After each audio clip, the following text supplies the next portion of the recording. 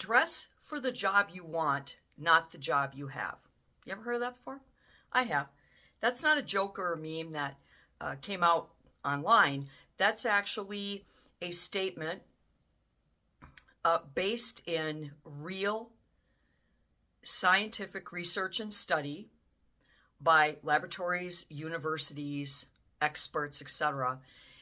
More than 50 years of research and study into how we dress and how we present ourselves determines pretty much how your life is going to go, who you're going to attract into your life. And in the 70s and 80s, some of that research made the newspapers that time because they didn't have internet. And I read up on it because it was so fascinating. And one of the studies that one of the universities did, the psychological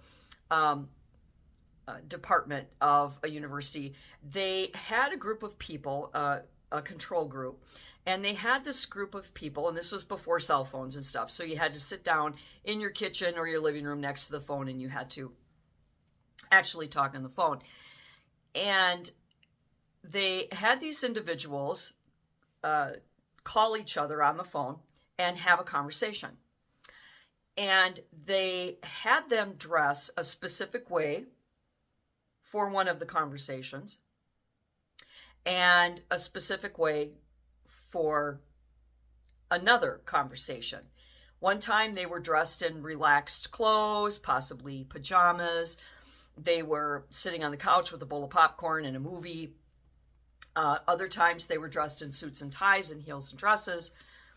And they discovered and determined that in those situations when people were dressed better, even though they were making a phone call, that their physical posture changed, their voice inflection changed, everything about them changed. And it didn't change because of the public or the other person on the other end of that call. It changed internally within the people. And from that evolved dress for the job you want, not the job you have. And what was meant by that was, if you are going in for a promotion to be a boss, you're not going to dress in jeans and a t-shirt. You're going to dress as if you already have that job. That shows your employer that you're serious, that you're mature, and that you that you have a suit and tie because you're going to need it for that job. Another example is Hunter Biden and Barron Trump. Hunter Biden is a 50-something-year-old bum who enjoys putting out photos of himself grabbing his junk in his underwear while wearing a scarf and toking a cigarette, or lying in bed looking hungover, hoping there's a prostitute available. That was the first son under the previous administration. But then enter an 18-year-old boy, 18. We never see him without a suit and tie. He's clean-shaven, well-dressed, showered, stands tall, and commands an element of admiration and respect because of how he presents himself to the world based on his internal view of himself, his self-respect, his self-confidence, his self. There's been a social experiment online. I've noticed it about maybe 6 months ago, specifically TikTok and Facebook primarily, where they take a group of young people, late teens, early 20s, maybe all the way up into their 30s, and they dress them to the nines, meaning they're wearing suits and ties and jackets and bowlers, and they're dressing them in outfits from the mid 20th century. So we're talking 40s, 50s, 60s, more 30s, 40s, 50s. Beautiful hats, vibrant colored dresses, gloves, heels. And they are dressing this way, and they are going out into the public at large. They're walking down the streets. They're going into restaurants. They're traversing the malls. And what this experiment is doing is they are looking for the subconscious reactions of the everyday people who are encountering these individuals. And when you see the reaction of the individual, that's where the study gets interesting. Are these people in their PJs and Crocs and sloppy looking, presents, what are they doing when they see these people? Well, they're stopping and they're turning around. They're bumping into other people. They're spilling their coffees, their Starbucks. And a lot of them, if you notice very subtly, they'll look down at themselves, or they'll go like this, which is kind of a protective, subconscious reaction. And this is very meaningful. I mean, I love the fashion. I love the balls on these people for doing this. And what this social experiment is doing is it is showing people that a little effort will change everything for you. Now, some might argue that the reason they're getting all kinds of reaction and attention, conscious and unconscious, subconscious, by the public at large is because they are out of place. They are out of place because our society has become so slobbish and bummish. It's okay to dress casual. It's okay to wear a decent pair of stretch jeans, maybe a nice little pair of ankle boots, a shirt or sweater. It's okay to dress casually. What the point of this is it's not okay to go out like you just rolled out of bed, your teeth aren't brushed, you haven't even washed your face, your hair hasn't been brushed in a week, you're wearing clothes that are 10 times too big for you, and you're flopping around in fuzzy slippers or Crocs. Crocs are not a dress statement. There was a skit on SNL where Chevy Chase was obsessed with his ball cap. Now, my husband unfortunately wears ball caps. I absolutely have a beyond reasonable disdain for ball caps. I think ball caps belong on a ball field. They belong on athletes, but they do not belong on gentlemen. And they don't belong on gentlemen indoors. They are classless. And what he did in this skit was they were hacking on men who are completely oblivious to their self-representation, and that he would wear this hat everywhere. He wore it in the house constantly. They showed him in this skit wearing it constantly. They were at the movies and he was wearing it. They were shopping and he was wearing it. He was at work and he was wearing it. He went. He was at a formal affair like a wedding, and he was dressed in a formal tux and he was wearing this stupid thing. And what the skit intended to do was reflect on the absurdity of how men are so oblivious to how their self-representation is interpreted by the world at large. Enter last week, a Florida airport did a little gag. Now, they say it was a gag. They say they're not serious, but I think it was part of a social experiment.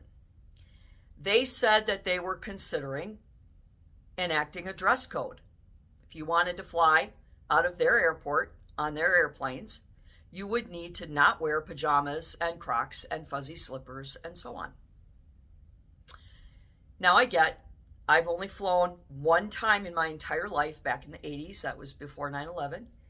I don't fly. I don't believe in flying. I would rather throw myself off the edge of an active volcano than fly. Flying is not natural for humans. We do not belong in the air, and we need to leave it to the birds. However, there are people that fly, and it's now become a requirement for a lot of people to exist, your job and your traveling and whatnot. But when flying became commercial and became practical, it used to be a luxury. People dressed as though they were on their way to Sunday church or Sunday dinner or a special occasion. It was a special thing. It was an event that took place. We don't have that anymore. Now people just assume that they're entitled to it and that if they pay for it, they can do what they want. That's why we have so much public intoxication at the airports and so many arrests and so many assaults and whatnot due to public intoxication because of the entitlement of people. And now I've noticed that this social experiment that I mentioned on social media, Facebook in particular, where they're sending out these dressy people, they're now planting, the last one I saw was this like 90-foot tall, all leg, blonde haired, blue eyed, beautiful, beautiful, stunning model. And they put her in a stewardess uniform from the mid 20th century, and they planted her with her little red suitcase and her beautiful red outfit in the middle of an airport, and they did the same thing. The public reacted viscerally to this. They were confused. The people that were schlopping by her were confused, and they looked at her like she was alien, like they didn't know what was going on. Because that's actually how stewardesses, flight attendants dressed when flight became maintenance, commercial.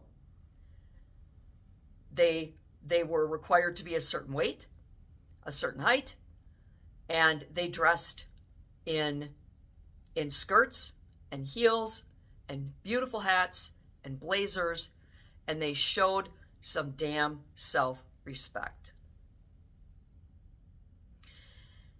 Now, people reacted pretty badly to the Florida airport's little gag, and it just goes to show the lack of evolvement in humankind. We care nothing about ourselves.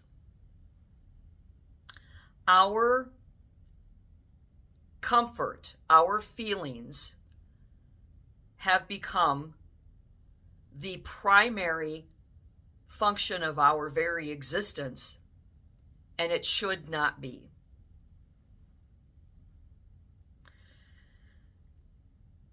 Your feelings are important, but they don't matter in the world at large, because you choose to feel how you feel about what you feel, when you feel it, etc. That's your choice as a human being. It's not your choice. You shouldn't be given the choice to impose your feelings on everybody else and expect everybody else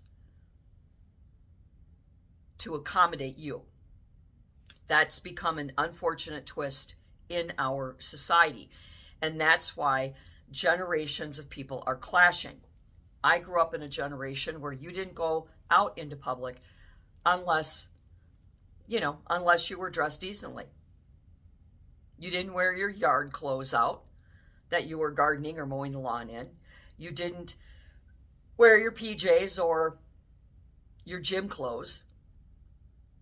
You dressed like a decent, self-respecting human being. Because when you dress neatly, when you have your hair combed, makeup on, some jewelry, and you wear clothes, yeah, they're comfortable, but they're office appropriate. Or they flatter your figure. You are going to be more mature, more articulate.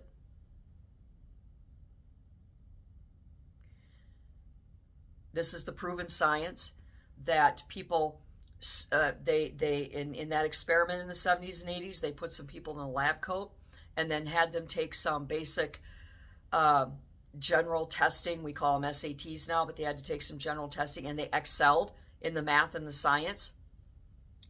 People that didn't excel in math and science on regularly, they put them in a lab coat and they actually inched up their scores. And they would walk around and they would be more professional. They would speak more slowly and clearly. They would use more big words. And something about putting on that lab coat and being told this is a doctor's coat changed the demeanor of that individual. That's why actors are so good at their jobs, those that are good at their jobs. Because when they put on that costume, they become that person that they're playing, they're portraying. And they're going to be able to fall into that because psychologically, human beings behave according to how they are perceived. How they're perceived by themselves, how you perceive yourself. People who look in the mirror and see a fat slob hunched over and stuff, they're going to give up. I can't do anything about this. Back in my day, that wasn't tolerated. Back in my day, it was, well, you got something to do, you need to fix it. Because they didn't always have clothes that were friendly to people who were large. They didn't make shoes, orthopedic shoes, that were friendly to people with certain issues. Now, I get that there are people with disabilities, there are people who suffer from obesity and so on that don't have that luxury. And there is no excuse to say, well, I can't afford dress clothes like that. You know, where would I wear those clothes to? Well, if you think about it, if you were to get up on a Sunday morning, Saturday morning, and you got showered and dressed right away, and you put on a decent outfit, you know, maybe nice stretch jeans, an ankle boot, you know, a nice sweater, and you sat there on the couch, you'd probably be fidgety and you'd probably be thinking of ways, you know, well, maybe I should go get some gas in the car. Maybe I could go to the mall. I'm dressed, I might as well make the best of it, right? Because you're telling yourself that you feel really good about how you look. Your appearance is really, really ramped up right now, and you want to share that with the world.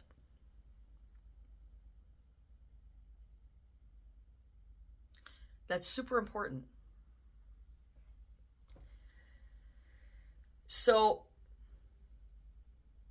the Secretary of Transportation, Sean Duffy, had mentioned at a press conference some months ago that he was really just shocked at how people, they lack self-confidence, they lack self-respect, and they just show up like they just rolled out of bed. Messy hair, PJs, oversized clothes.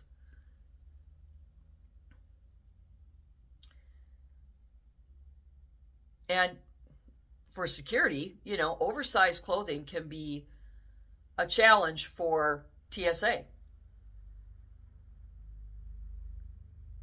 People can hide weapons and stuff, drugs and different things in those clothes that may not be noticed because the clothes aren't size appropriate. So I think it's important to step back and listen and not react with negativity to what Sean Duffy is saying, that we really need to, you know, get back to some social decorum here. But look at it as him asking you to look inward. Love yourself as you are in this very moment, and treat yourself as though you love yourself by doing the right things to be healthy, to get healthy and stay healthy. but to view how you are presenting yourself in the mirror, because that's how you're presenting yourself to the world at large. And if you don't care about what people think, then you might be a narcissist, entitled. When we don't care about ourselves, we don't care about those around us, and that radiates out into the world at large. When you care nothing about yourself, to get up and at least wash your face and maybe put a little, effort into it, you're going to become lazy. And when you're lazy, you need everything done for you. I.e., gimme everything. The mom dommy mania, where he's promising everything. Everybody wants everything for free, and they want it done for them because they don't love themselves. When you start the project of loving and respecting yourself, accepting who you are in this moment, and knowing that you can spring from that moment outward to giving yourself a better outlook on life, better health, and so on, it starts with what you see in the mirror. We need to start turning our society around back to some element of dignity and decorum, and it starts with self-respect. And that self-respect, 50 plus years of research and study, has confirmed that self-respect starts with how you dress.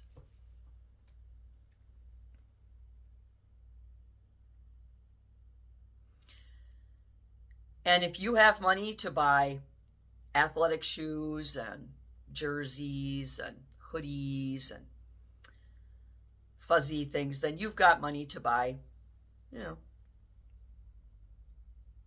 pair of slacks, a pair of really dressy stretch jeans, maybe a collar neck sweater as opposed to a t-shirt with some kind of writing on it. And I'm guilty. I've got t-shirts and jeans and tights and the whole thing too.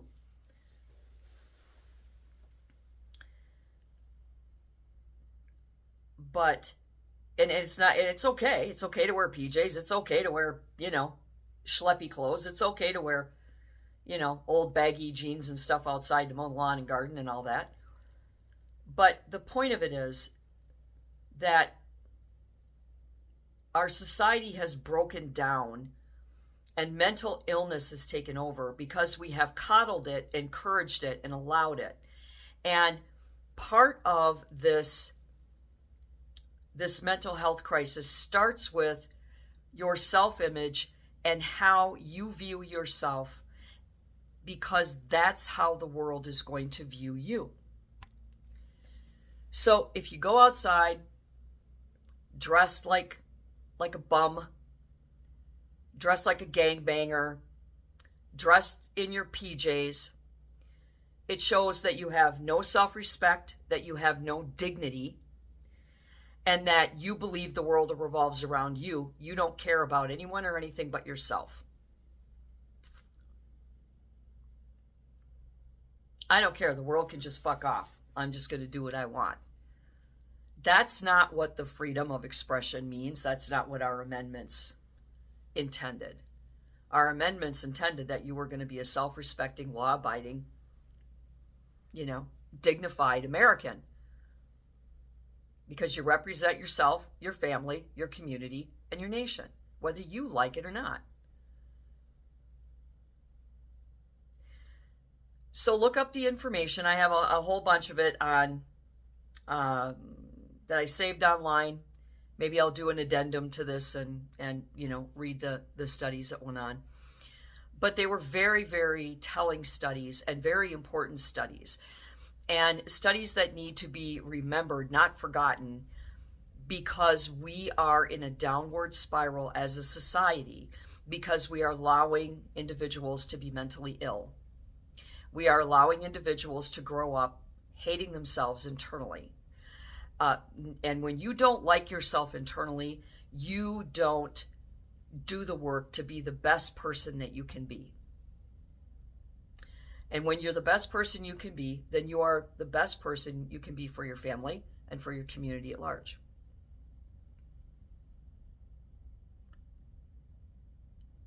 So look in the mirror the next time you get dressed and think about how you're going to dress and how that makes you feel. Do yourself an experiment. You know, it's Friday, February 20-something. For some of us, it might be a nice weekend. For us, it was, you know, I don't know what's going on with Mother Nature. It was in the 40s and sunny yesterday, and then today it's only going to be in the teens and sunny, and then tomorrow we got snow, right? But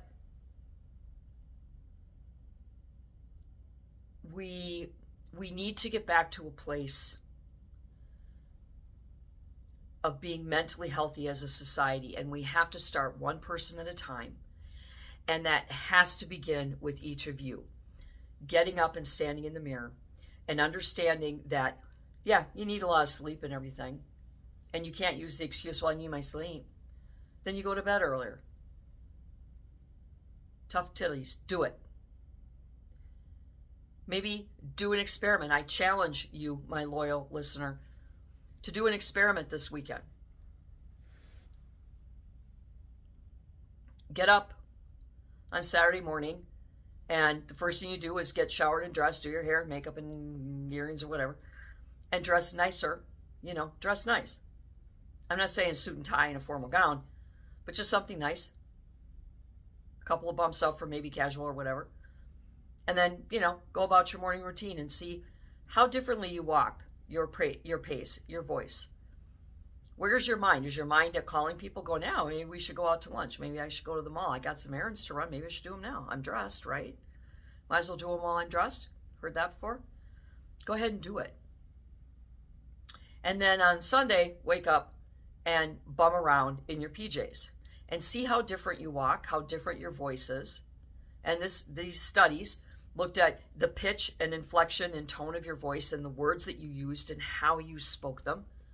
It was all affected by how these individuals in this control group were dressed. And then see how different you are on Sunday morning. And how many of you are thinking, when you get up and you look at what a slob you are on Sunday morning, and you're like, wow, you know, people go to church on Sunday morning, Sunday best. You know, think about it. Do the experiment yourself and see what you think of it. So many people, they make just disgusting, disparaging remarks about conservative women, conservative journalists that are on news stations, conservative, the politicians' wives and different things like that. And they're always disparaging them for how they dress. They look like Barbies. They look like Barbies because they put in the effort to look like a Barbie.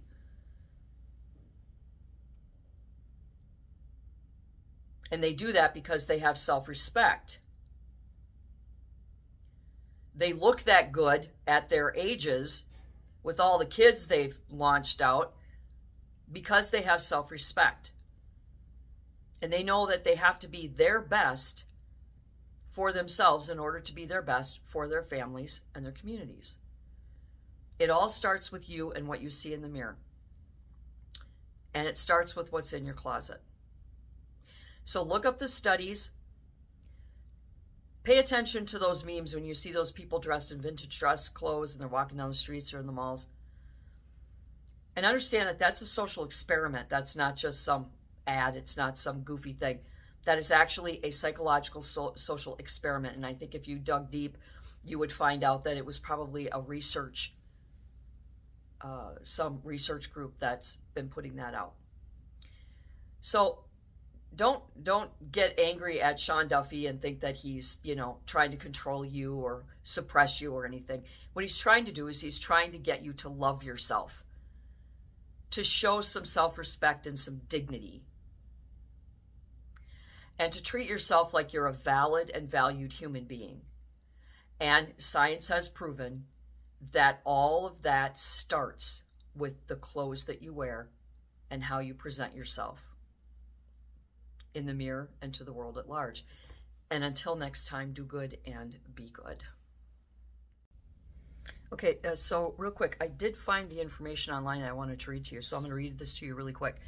It's called Enclothed Cognition, How Clothing Changes the Mind. And this term came later, but the idea has already been being studied long before that. And researchers found that what we wear doesn't just change how other people see us, it changes how we think and behave. The people wearing lab coats, there's role theory. When someone dresses like a professional police officer, homeless person, or someone of high status, they begin to act out automatically and unconsciously in that role, whether they realize it or not, by way of affecting posture, eye contact, speech speed, tone of voice, and confidence level. The voice changing part, it becomes slightly deeper or steadier. Speech slows and becomes clearer. People interrupt less nervously. They use, people without confidence use more filler words like and ah, and are less assertive. And they explain why it happens. It's the self-perception theory, embodied cognition, social expectation. There are real-world examples. Wearing professional clothes makes you feel more on or productive. Wearing pajamas makes you feel less motivated. Uniforms create a feeling of authority and confidence. Even makeup or hairstyle changing how someone speaks or carries themselves. The meanings attached to the clothes, little fun facts. There's a related phenomenon called power posing. From later research, simply changing posture for a short time can alter confidence and vocal tone, even if you don't realize it. The brain listens to your body more than you realize. This is a fascinating subject. Look it up. I got this information. I got just a boatload of information when I put into chat that I had recalled that a study done back in the 80s where people consciously and subconsciously speak and act and behave differently when dressed like a bum as opposed to dressing nicely. And that one thing that I heard was people talk with each other on the phone, and I mentioned that experiment that they did. So look it up. It's been 50 plus years, and it's a lot of really good information. So enclothed cognition is what they're talking about, and I think that's what Sean Duffy, Secretary of Transportation, is inferring to, referencing, whether he says it or not, regarding the dressing better at the airports.